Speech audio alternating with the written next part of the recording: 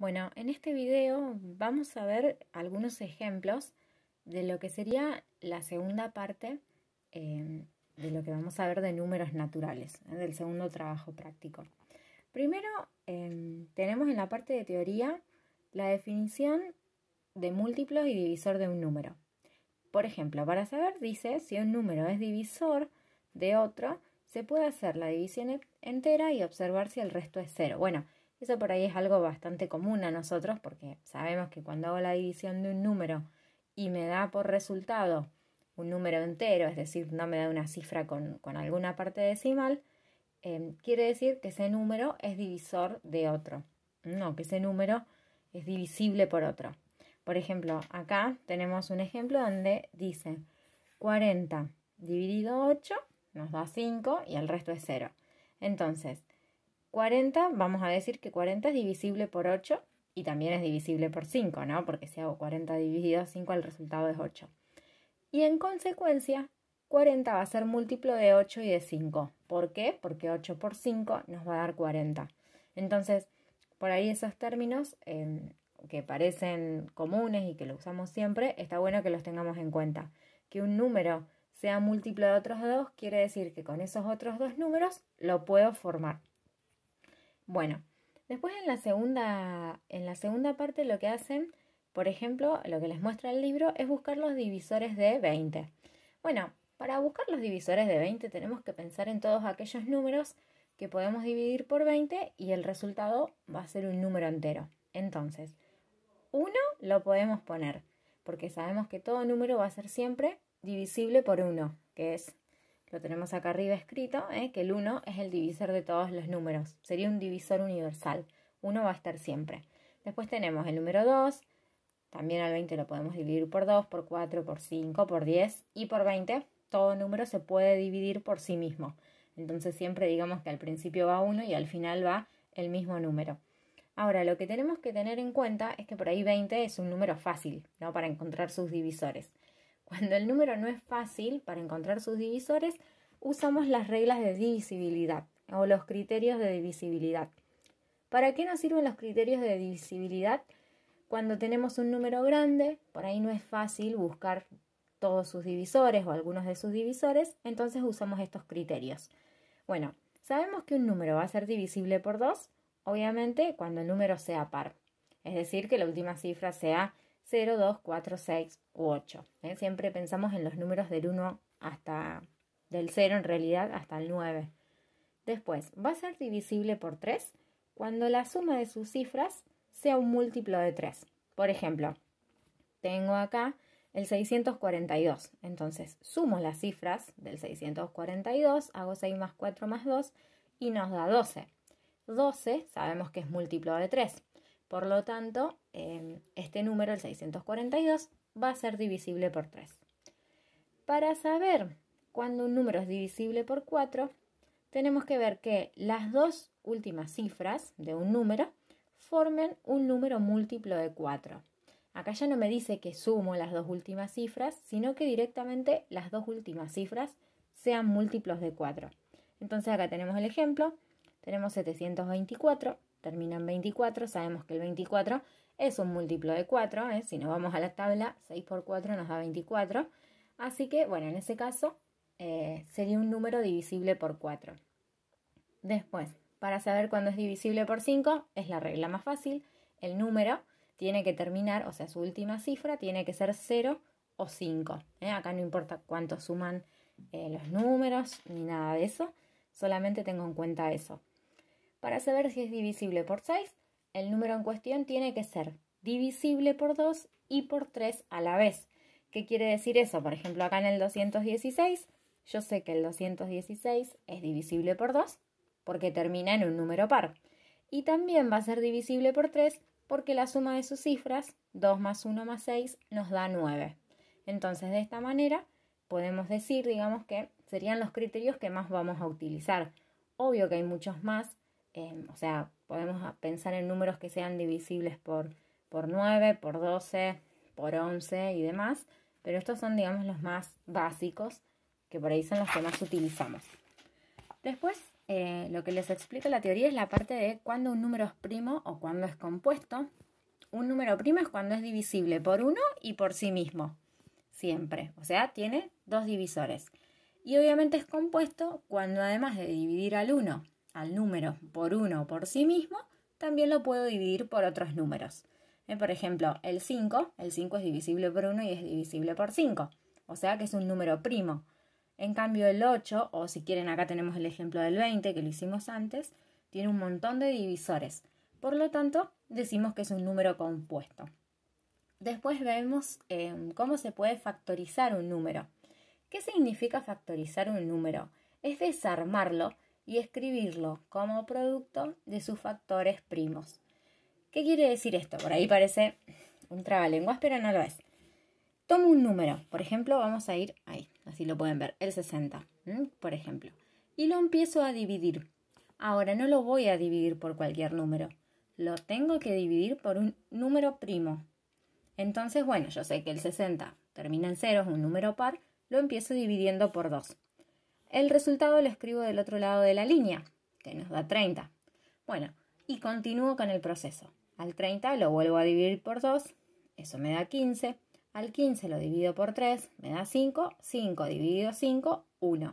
O sea, siempre factorizar un número significa ir dividiéndolo por números primos. De este lado nos tienen que quedar siempre números primos. Qué sé yo, al 60 lo podríamos dividir por 10. Pero eso no se puede porque el 10 no es un número primo. Y vamos a ir dividiéndolo hasta que el último número, cuando ya vemos que no tiene más divisores, lo dividimos por sí mismo para que al final sea 1. Una vez que hago este proceso, escribo el 60 como producto de sus factores primos.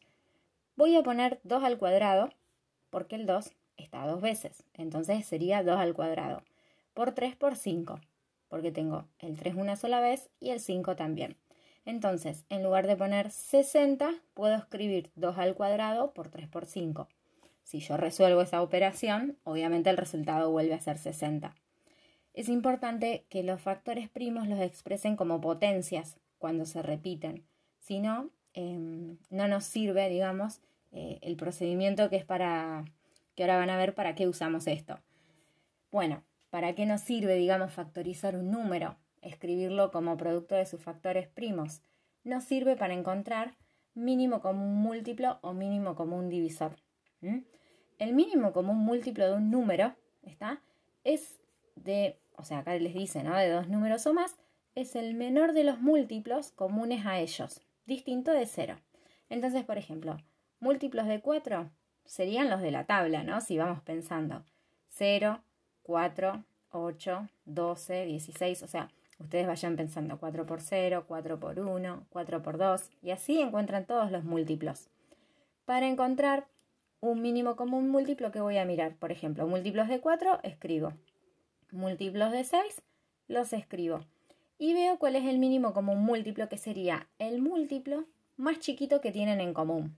Porque, por ejemplo, acá podemos ver, obviamente el 0 lo ignoramos porque el 0 es un múltiplo universal, pero el primer múltiplo que tienen en común es el 12. Si sigo, voy a encontrar el 24 también.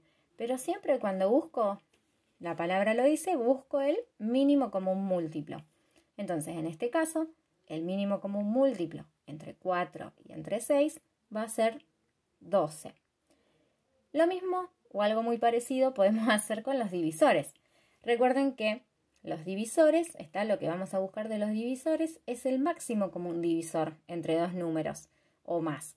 Y es el mayor de los divisores comunes de estos números. Es decir, un número que divida a los divisores que estoy buscando.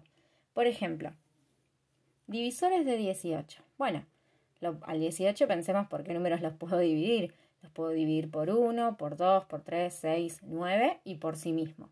Acá hay que refrescar las tablas, ¿no? Para que nos resulte más fácil la búsqueda. El 24 lo puedo dividir por 1, por 2, por 3, por 4, por 6, por 8, por 12 y por sí mismo también. Entonces, divisores en común, como ven, hay varios, ¿no? El 2, el 3, el 6.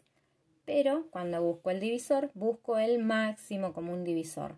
Es decir, busco el más grande. Entonces, en este caso, el máximo común divisor sería el número 6.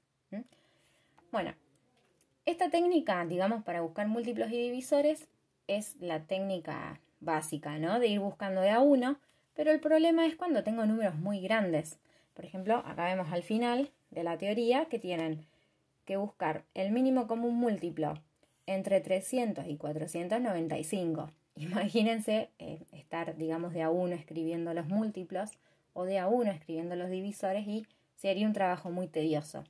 Entonces, para estos casos, utilizo la factorización, que era lo que les contaba antes, de dividir el número por números primos.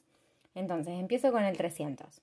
Lo divido por 2, me da 150. Lo divido por 2, 75.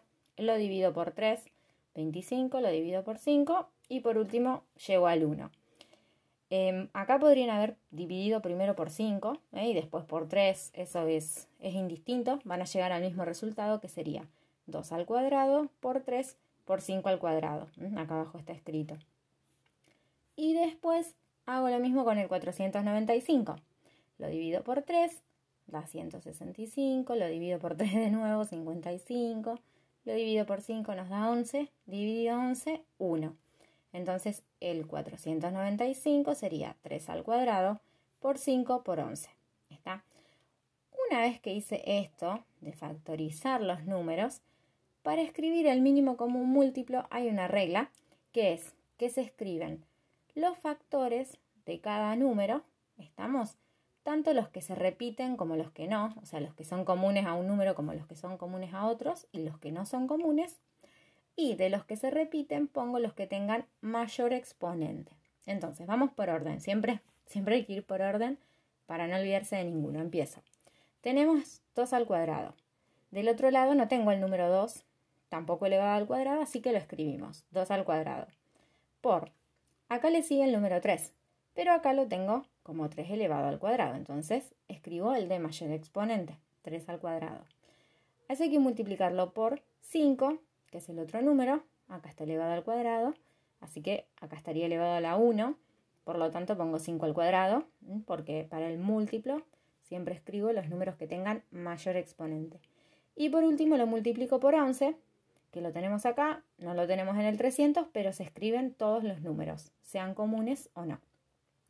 Esto lo resuelvo y nos da 9900. ¿Qué quiere decir eso? Que el mínimo común múltiplo entre 300 y 495 es 9900. Fíjense que para buscar ese número a mano sería un trabajo tedioso. Y después, ¿cuál es la otra regla o método para encontrar un divisor? A diferencia del múltiplo, es que tengo que escribir solo los factores que se repiten en ambos lados, en este caso, o en los dos números, y con su menor exponente. Entonces, acá tenemos 2 al cuadrado y acá no lo tengo al 2, por lo tanto no lo escribo. Acá tengo 3 y acá tengo 3 al cuadrado, así que escribo el 3, pero 3 elevado a la 1, porque tiene que ser el de menor exponente. Acá tengo 5 al cuadrado y acá tengo 5 a la 1, por lo tanto pongo 5 a la 1, porque tiene que ser el de menor exponente.